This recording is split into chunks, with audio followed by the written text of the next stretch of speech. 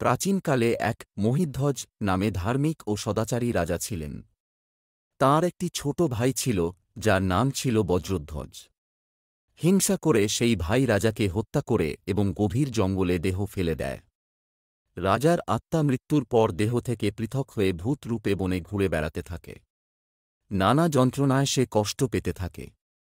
এই অবস্থায় একদিন অযোধ্যা থেকে এক সাধু, ধর্মরথ মুনি, সেই বনে আগমন করেন।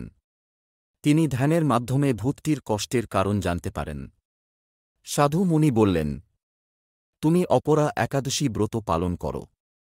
এই ব্রতের ফলে তোমার পাপ নাশ হবে এবং মুক্তি পাবে। মুনি নিজেই রাজার আত্মার হয়ে ব্রত পালন করেন। একাদশীর রাতভর ভগবান বিষ্ণুর নাম জপ করে দ্বাদশী তিথিতে সেই ব্রতের ফল প্রেতাত্মা মহিধ্বজকে দান করেন।